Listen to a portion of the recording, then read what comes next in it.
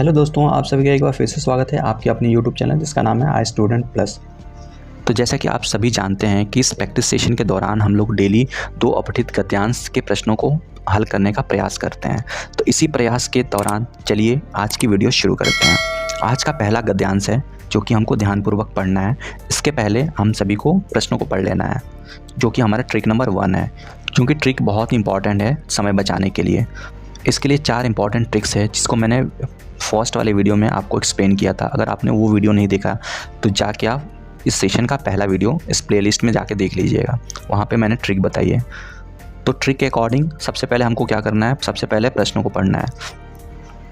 तो चलिए सबसे पहले प्रश्नों को पढ़ लेते हैं। मस्तिष्क का सर्वाधिक विकसित होना किसकी विशेषता है? ओके,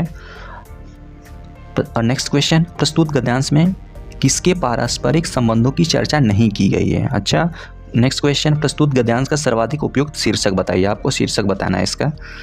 और नेक्स्ट क्वेश्चन, प्रस्तुत गद्यांश में खेल कूद से होने वाले किस लाभ की चर्चा नहीं की गई है? अच्छा, नेक्स्ट क्वेश्चन नंबर 75 में स्वामी विवेकानंद ने किसकी महत्ता को स्वीकार किया है? चलिए अब प्रश्न हो गए। अब इनका आंसर ढूंढने का प्रयास करते हैं इस गद्यांश में, जो कि लेफ्ट साइड में आपको स्क्रीन पे दिख रहा होगा। चलिए तो तेज़ी से इस गद्यांश को पढ़ेंगे और इसका आंसर हम ढूंढने का प्रयास करते हैं। चलिए, मनुष्य की एक महत्वपूर्ण विशेषता सभी प्राणियों में इसके मस्तिष्क का सर्वाधिक विकसित होना है। तो सबसे पहले ही लाइन में आपको मिल जाएगा एक महत्वपूर्ण विशेषता सभी प्राणियों में इसके मस्तिष्क का सर्वाधिक विकसित होना है। क्वेश्चन क्या, मस्तिष्क का सर्वाधिक विकसित होना किसकी विशेषता है? इसका सबसे पहले लाइन का पहला ही शब्द है मनुष्य, जो कि ऑप्शन डी है, इसका करेक्ट आंसर हो जाएगा। नेक्स्ट क्या है, प्रस्तुत गद्यांश में किसके पारस्परिक संबंधों की चर्चा नहीं की गई? चलिए इसी के बल पर गद्यांश पे वापस चलते हैं हम लोग। इसी के बल पर इसने न केवल पूरी दुनिया में, थोड़ा जूम कर लेते हैं शायद दिख नहीं रहा होगा, इसी के बल पे न इसने केवल पूरी दुनिया में अपना अधिकार किया, स्थापित किया, बल्कि निरंतर प्रगति के पथ पर भी अग्रसर है। यदि व्यक्ति का मस्तिष्क स्वस्थ न रहे तो इसका प्रतिकूल प्रभाव उसके जीवन पर पड़ता है। इससे हमको कोई मतलब नहीं है। फिलहाल डायरेक्टली हम क्वेश्चन पे चलते हैं। क्वेश्चन नेक्स्ट अगला कहाँ पे मिलेगा? चलिए यहाँ पे चलिए, इस तरह मस्तिष्क के शरीर के खेल से पारस्परिक संबंधों को देखते हुए स्पष्ट हो जाता है कि खेल कूद व्यक्ति की बहुमुखी प्रतिभा का विकास करने के लिए आवश्यक है। इसका क्वेश्चन क्या है? क्वेश्चन नंबर अगर देखेंगे 72, इसमें क्या बोल रहा है? गद्यांश में किसके पारस्परिक संबंधों की चर्चा नहीं की गई? तो देखिए, मस्तिष्क एवं शरीर एवं खेल एवं मस्तिष्क, और इनमें से कोई नहीं। इस तरह मस्तिष्क की शरीर, देखिए मस्तिष्क और शरीर, इसका वर्णन किया गया है।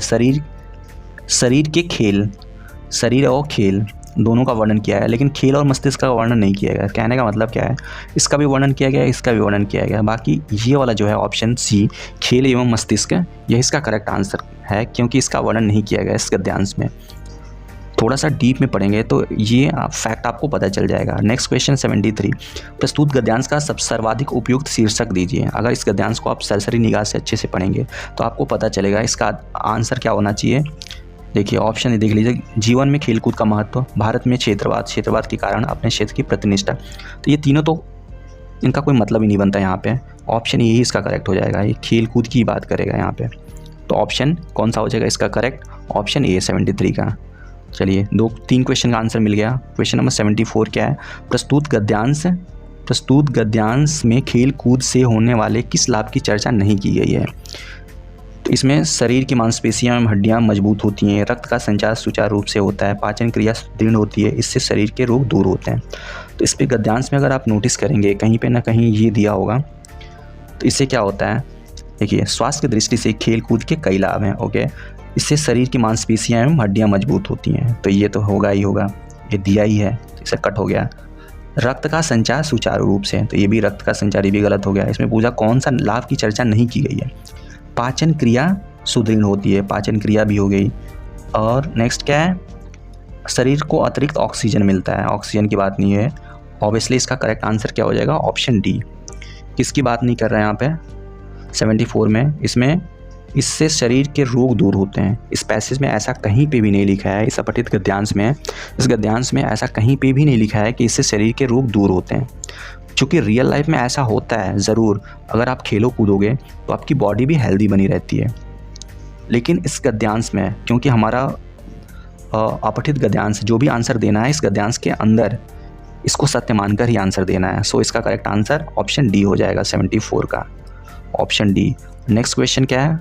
क्वेश्चन नंबर 75, स्वामी विवेकानंद ने किसकी महत्ता का स्वीकार किया है? तो अगर आप यहाँ पे नोटिस करेंगे, स्वामी विवेकानंद ने कहा है कि यदि तुम गीता के मर्म को समझना चाहते हो तो खेल के मैदान में जाकर फुटबॉल खेलो। मतलब यहाँ पे क्या है? गीता, खेलकूद, मानसिक विकास या शारीरिक विकास, किसकी महत्ता की बात कही है? महत्ता गीता में बोला है, लेकिन किसकी? खेल कूद की। ऑप्शन बी इसका करेक्ट हो जाएगा। क्वेश्चन नंबर 75 का ऑप्शन कौन सा हो जाएगा? ऑप्शन बी, खेल कूद is the correct answer. Okay, तो इस प्रकार हमने पांचों प्रश्नों के आंसर दे दिए अच्छे से। अब चलिए नेक्स्ट पैसेज को पढ़ते हैं और उसके भी जितने भी क्वेश्चन हैं, 5 क्वेश्चन, उनका आंसर देने का प्रयास करते हैं। तो नेक्स्ट पैसेज है हमारा, देखिए लेफ्ट साइड में पैसेज दिया है, थोड़ा सा राइट साइड में ऊपर भी है, और आपकी क्वेश्चन है 76, 77, 78, 79 और क्वेश्चन नंबर 80। ओके, तो पहले प्रश्नों को पढ़ लेते हैं। क्वेश्चन नंबर 76 क्या है? कौन सा कथन असत्य है? कौन सा कथन असत्य है? पहला, स्वावलंबन केवल राष्ट्र के लिए ही आवश्यक है। मनुष्य स्वभावतः सुख की चाह रखता है। दूसरों पर निर्भरता हमें दूसरों का अनुकरण करने को बाध्य करती है। ये सभी। ओके, 77 है, सफलता की राह आसान हो जाती है। 78 है, स्वावलंबी व्यक्ति समाज में प्रतिष्ठा का पात्र क्यों होता है? स्वावलंबन ने ही मनुष्य को पशुओं से अलग किया। इस कथन का मतलब आपको बताना है। और सबसे एंड में क्वेश्चन नंबर 80, प्रस्तुत गद्यांश का सर्वाधिक उपयुक्त शीर्षक आपको बताना है। चलिए पैसेज पढ़ लेते हैं थोड़ा, फिर कुछ आइडिया मिल जाए। पैसेज क्या है? पैसेज किसकी बात कर रहा है? चलिए देखते हैं। मनुष्य को जीवन भर संघर्ष करना पड़ता है। इन संघर्षों में उसे समाज की अपेक्षित सहयोग भी मिलता है, किंतु यह सहयोग यदि अधिक मिलने लगे तो वह दूसरों पर निर्भर रहने का आदी हो जाता है। दूसरों पर उसकी निर्भरता उसके परतंत्रता का भी कारण बन जाता है।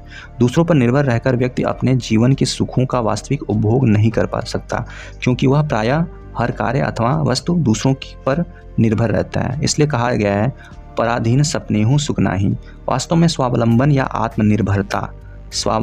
आत्मनिर्भरता ही मनुष्य को स्वाधीन बनने का प्रेरणा देती हैं। स्वावलंबन की स्थिति में व्यक्ति अपनी इच्छाओं को अपनी सुविधानुसार पूरा कर पाता है।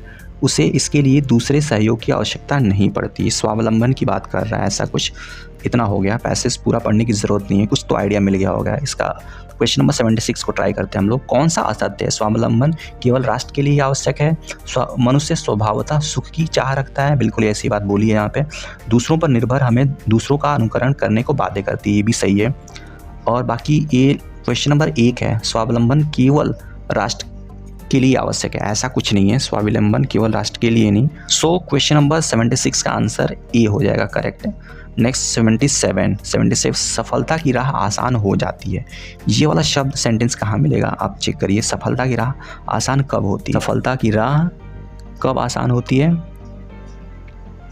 आपके ऑप्शन है, ईश्वर की कृपा के बाद, आत्मविश्वास बढ़ने के बाद, गुरु की कृपा के बाद, या माता पिता की कृपा के बाद। चलिए फटाफट इसका आंसर आप पैसेज में से ढूंढ के बताइए। सफलता की राह आसान हो जाती है। चलिए पैसेज में से ढूंढते हैं सफलता की राह। तो सफलता की राह कहाँ पे है?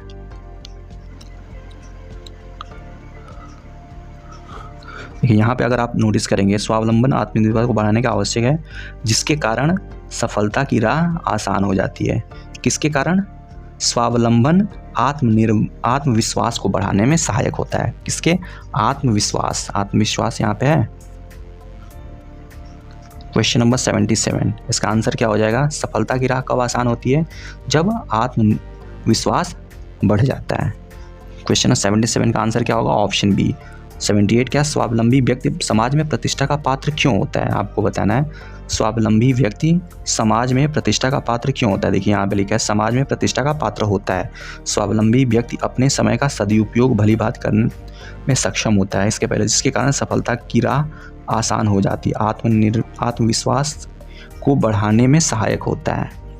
तो इसका भी आंसर आप देखिए, ऑप्शन देख लेते हैं। वह क्योंकि वह सबका आदर करता है, ओके, क्योंकि वह सफलता की राह पर अग्रसर रहता है, क्योंकि वह अपने मन की सुनता है, क्योंकि वह अपने दोस्तों का ख्याल रखता है। तो ये दो तो होंगे नहीं।